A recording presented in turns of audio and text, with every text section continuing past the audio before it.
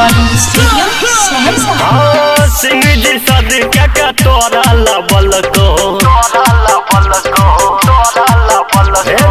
सिंह जी सद क्या तोरा लबल को सिंह जी सद क्या तोरा लबल को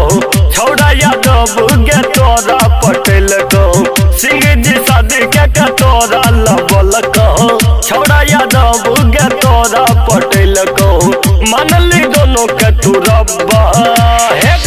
दिल भलो बेईमान चुमाल का छौड़ा गोरी बगल दिल भलो बेईमान चुमाल का छौड़ा गोरी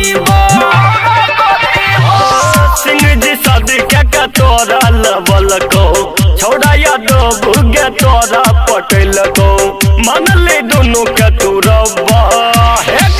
दिल भलो बेईमान चुमाल को छौड़ा गोरी बगल दिल भलो बेईमान चुमाल को छौड़ा गोरी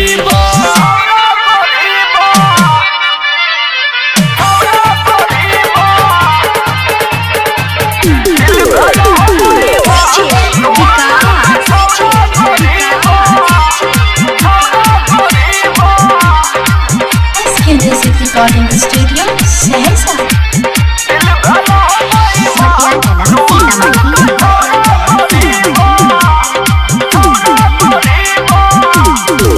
पतली कमर से तू मारे झटका छौड़ा सब देख तोरा हंसै छौ छटका पतली कमर से तू मारे झटका छौड़ा सब देखी तोरा हंसै छौ छटका पतली कमर से तू मारे झटका छौड़ा सब देखी तोरा हंसै छौ छटका कहै छी सबके तू पापा दिल भलो बेईमान चुमाल को छौड़ा गोरी बगल दिल भलो बेईमान चुमाल को छौड़ा गोरी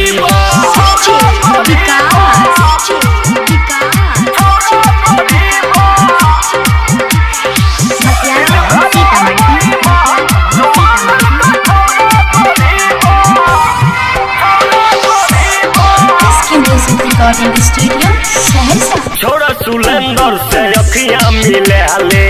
जाके सलीम के कनिए बता दे छोड़ा सुलेंदर से अखियां मिले ले जाके सलीम के कनिए बता दे छोड़ा सुलेंदर से अखियां मिले ले जाके सलीम के कनिए बता दे हो तो न दुख तो न अब्बा दिल भलो बेईमान चुमाल को छौड़ा गोरी